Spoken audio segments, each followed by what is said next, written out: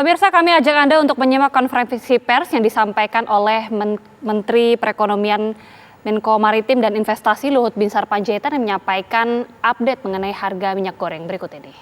Kita berharap nanti harga TBS itu tidak kurang dari 2.500 dan kita harap juga nanti bisa lebih dari itu. Teman-teman media dan seluruh masyarakat Indonesia yang saya cintai, selain menjalankan pembukaan keran ekspor, pemerintah juga secara resmi mengubah kebijakan minyak goreng curah yang tadinya berbasis subsidi menjadi berbasis pemenuhan kewajiban pasar domestik atau DMO dan kewajiban harga domestik. Saya ulangi, kewajiban harga domestik. Langkah ini dilakukan untuk memastikan ketersediaan minyak goreng domestik pada harga yang terjangkau selepas larangan ekspor ini dicabut.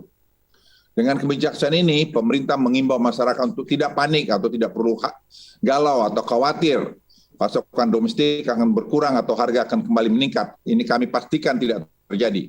Dalam tahap peralihan ini, jumlah demo yang ditetapkan pemerintah sejak 1 Juni adalah sebesar 300.000 ton minyak goreng per bulan. Jumlah ini lebih tinggi 50% dibandingkan kebutuhan domestik kita. Hal ini dilakukan untuk membanjiri pasar domestik hingga dapat memudahkan masyarakat dalam mencari minyak goreng curah dengan harga eceran tertinggi Rp14.000 atau mungkin Rp15.000 sekian. Pemerintah juga akan menyalurkan minyak goreng curah dengan harga eceran tertinggi di atas kepada daerah-daerah yang sebelumnya tidak terjangkau oleh program ini dengan baik. Untuk mengkompensasi penambahan biaya angkut, pemerintah akan memberikan kompensasi penambahan angka pengalih ekspor. Melalui mekanisme ini, pemerintah program minyak goreng curah untuk rakyat bisa dijangkau di seluruh wilayah Indonesia, di sepelosok tanah air, karena akan kita berikan pengalihnya itu bertambah sesuai dengan jauh atau ongkos transportasinya tadi. Teman-teman media dan seluruh masyarakat Indonesia yang saya cintai, penyempurnaan dilakukan oleh salah satunya adalah alokasi DMO akan dibagi tidak hanya berdasarkan kapasitas produksi, tetapi juga kepatuhan terhadap pemenuhannya. Mereka yang patuh akan lebih cepat untuk bisa melakukan ekspor daripada mereka yang tidak patuh dalam memenuhi DMO. Jadi kalau dia tidak memenuhi DMO-nya, dia juga tidak akan mendapatkan fasilitas ekspornya. Dalam hal kewajiban harga domestik dan DPO, pemerintah bukan hanya menerapkan pada titik produsen CPO dan minyak goreng, tetapi juga sampai pada tingkat distributor.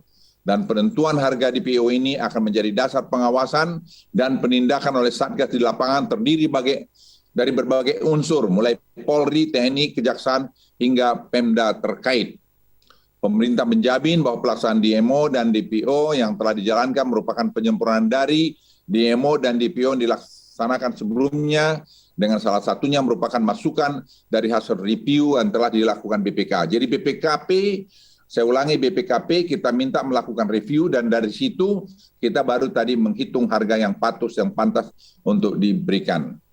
Pemerintah menghimbau agar para pelaku usaha tidak perlu khawatir selama tidak melanggar ketentuan dan menjamin bahwa para pelaku usaha dapat tetap berjalan dengan aman.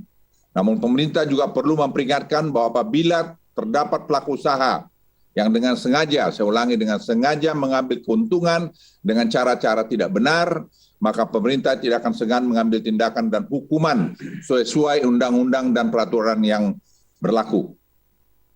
Selain itu, pemerintah juga memastikan bahwa penerapan kebijaksanaan DMO dan DPO ini akan diterapkan secara konsisten sehingga kondisi dirasa benar-benar stabil. Jadi kita melihat dalam 2-3 minggu ke depan ini, situasi ini secara bertahap akan terus menjadi tambah baik. Teman-teman media dan seluruh masyarakat Indonesia yang cintai, berdasarkan hasil analisis yang dilakukan oleh tim secara mendalam, kami sepakat dan menyimpulkan bahwa realisasi distribusi di lapangan merupakan kunci pengendalian harga yang baik. Sebagai contoh, di wilayah Banten dan Jawa Tengah, harga untuk minyak goreng curah sudah mendekati harga eceran tertinggi atau HET. Hal ini terjadi karena distribusi dari produsen ke distributor besar D1,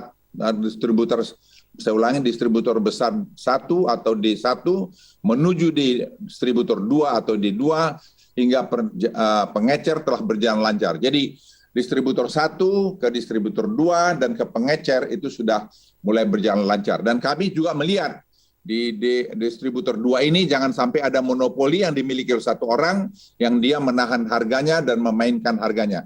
Ini akan kami tindak karena peraturannya sudah dilakukan. Dan sekarang kami terus